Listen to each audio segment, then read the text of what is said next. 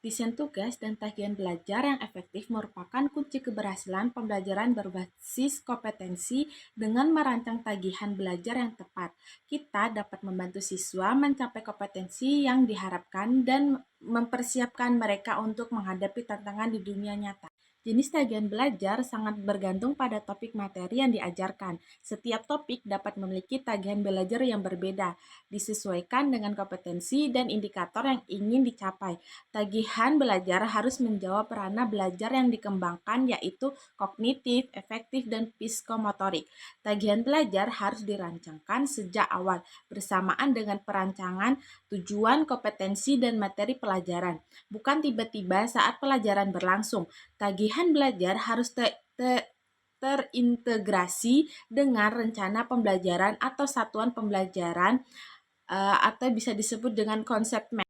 Ada beberapa jenis tagihan belajar yang dikembangkan oleh seorang tenaga pengajar dalam sebuah proses pembelajaran.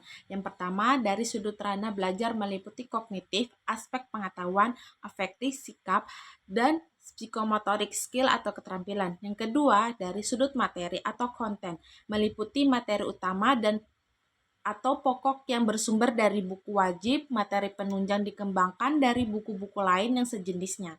Yang ketiga, dari sudut sasaran atau objektif, meliputi individu dan kelompok.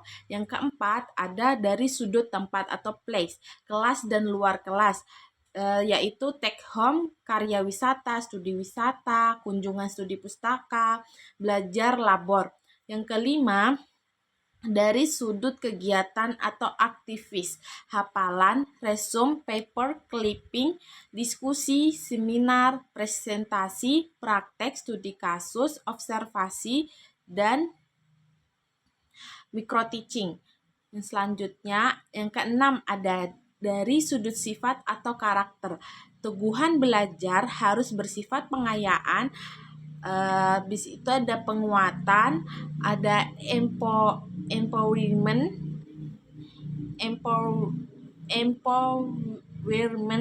atau pemberdayaan, dan perbaikan atau remedial.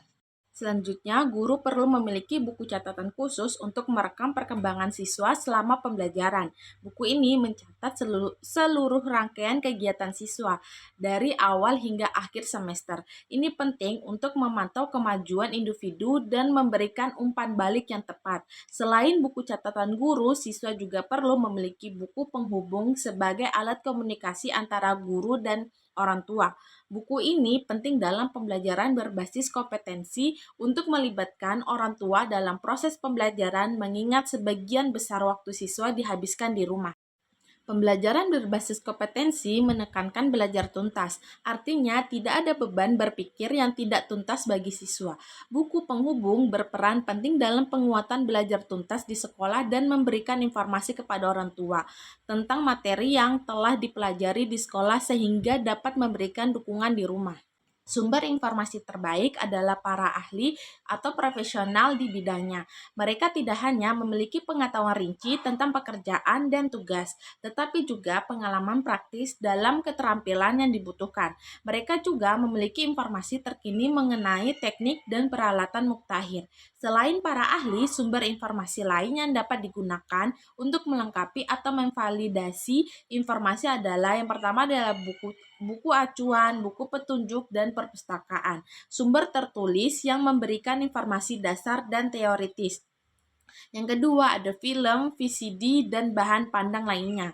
Media visual yang dapat memberikan gambaran tentang pekerjaan dan tugas. Yang ketiga, ada kunjungan ke tempat praktik kerja, wawancara, dan pengamatan.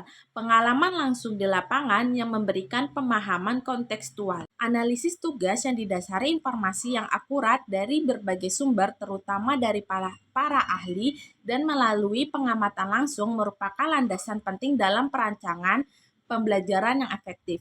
Dengan analisis tugas yang komprehensif, tujuan pembelajaran dapat dirumuskan dengan jelas. Materi pembelajaran dapat disusun secara logis dan metode pembelajaran yang tepat dapat dipilih.